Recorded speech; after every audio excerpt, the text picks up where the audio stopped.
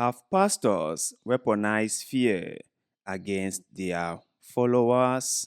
Well, the answer to this question is a solid yes. Pastors have weaponized fear against their followers, and they are still doing it as we speak. You hear them say stuff like this. It was this popular man of God, Enoch Adeboye, who said that anyone who is not paying their tithe won't go to heaven, full stop. That if you don't pay your tithe, well, hell awaits you. And for an African, for someone who believes in the afterlife, that is a very, very big deal. For a man of God whom they believe in, to come out and tell them that if they don't pay their tithe, well, he is sorry because they won't make heaven. That is a really, really big deal for them. And so they will do, the Christians will do anything possible to make sure that they pay their tithe. That's how they use fear against them. And they will also tell them that if you don't fast and pray, if you don't come to church, the devil will attack you. The devil will derail your life. The devil will do this or do that. And when the Christians hear this from someone whom they trusted, they will toe the line. Or better still, they will do as the preacher wanted. That is how preachers have used fear against their followers. Had it been that the whole weaponization of fear was to the benefit of their followers, I would have understood that. I would not have agreed with it, but I would have understood it. But it's never for the benefit of the followers. It's for the benefit of the preachers. Remember, the preachers put themselves first. All the things they do is for their own benefit, never for the benefit of their followers. Never ever. So if they realize that this particular thing will serve them more, they will use it again and again and again and again. It doesn't really matter if the method or if the approach is a nice one or not. To them, it doesn't really matter. But then again, let me hear your own opinion in the comment section below. Do you think that preachers in Africa or all over the world are using fear as a weapon against their followers? Share your thoughts and opinion with us in the comment section. Like always, we love hearing what you have to say. Why do most Africans believe in pastors and all religion? Well, the answer to this question is very simple.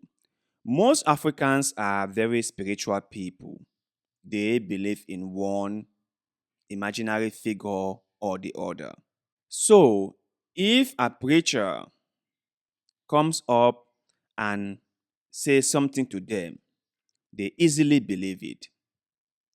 If a preacher comes up and promises them something, they easily believe it. If a preacher comes and said that I am saying this because God told me to say it, they easily believe the preacher. And secondly, if you live in a society where your choices are so limited, you easily fall victim to manipulations by preachers. If you live in a place like Africa, where in most countries the government do not really do things that benefit the people have been disenfranchised. The people can't get their politicians to do anything for them. If you are from one of those countries, then you easily fall victim to manipulations by preachers. That is just the thing. For example, take a country like Nigeria, which has more churches than people really, really need. That country is super rich. I mean, the country itself is rich, even though the people are so, so broke. Politicians are super rich. Pastors are super rich. But the people are so broke. So if a pastor comes on air and tell people who are struggling, people who are desperate, that come unto the Lord and he will solve all your problems, people easily believe it. Now, some of them might not believe because they love God and so on and so forth, but they believe because they think that God can solve their problems. They think that the problems they are facing could be solved by God. And that is why they will go there. I try to be empathetic and understand their situation. But yeah, it's true. Africans believe in preachers, firstly, because they are highly spiritual people, and secondly, because of bad governance. And the preachers are saying exactly what the people wanted to hear. Do pastors overrate the devil? The answer to this one is a big yes. African pastors or pastors all over the world really overrate the devil. The way they play the devil card is really, really amazing. They are so smart. I must tell you, right? Preachers are smart people. They are highly intelligent people. Very, very intelligent. They might be very sinister and very deceptive. Nevertheless, they are highly, highly intelligent. They have mastered the act of manipulation. They know how to manipulate people. They really, really know how to do that. So the devil is being used as a manipulative device against people. If you don't do this, the devil will do that. Or the devil is just lurking at the corner, just waiting for the least opportunity to strike. Or the devil up, or the devil down. If you do this, the devil will attack you. If you don't do this, the devil will attack you. If you go to places like this, it is just a matter of time before the devil attacks you. If you don't pay your tithe, the devil will attack your progress. The success you are having now is due to God's intervention in your life. And if you stop being faithful to God, or if you stop being faithful to your pastor, or if you stop paying your tithe and your offerings and do all donations, well, we are sorry to tell you this, but the devil will attack you. You see that thing that happened the other day, that horrible accident, it is the devil. Everything is the devil's fault and never our own fault. Never. I mean, the roads are bad. Okay, we have not paved the road. The roads are a death trap. But no, it is not our fault. It is the devil's fault. Politicians are embezzling money every now or then, and they are leading the people into poverty. No, it is not our fault. It's not their fault. It is the devil's fault. You, the man of God, who is buying private jets and buying multiple cars and building mansions, are not helping common people who are starving in the street. It is not your fault. It is not that you are being a horrible person. It is not that you are not really a man of God. because you don't do what you say. You are a horrible, horrible hypocrite, if there's anything like that. It is not your fault, it is the devil's fault. Everything is the devil's fault. None of it is ever your own fault. Everything is the devil's fault. None is your own fault. And when a society doesn't really hold themselves accountable for their own negligence or for their own carelessness, but blame everything on an imaginary figure called the devil, that society won't go anywhere. I'm sorry to say this, but it is the honest truth. The only way we move ahead, the only way we grow, we develop, and we prosper as a society is when we hold ourselves accountable for the things we do. Not just blame imaginary figure like the devil for everything. No, that won't help us. It won't. There always been same-sex people in Africa. And the answer to this question, even though some people might find it controversial, is yes. There have always been same-sex people in Africa. You don't need to take my word for it. Just Google it. You will see.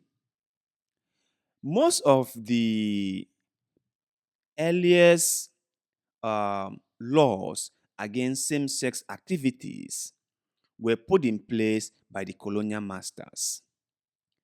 And do you know why they did that? It was because they found out that Africans were engaging in same-sex activities. I know most of you might find this shocking, but if only you took the time to do your own research, you will see. I have told this story before, but let me just tell you one more time. When I was way more younger, there was this lady who was living beside us.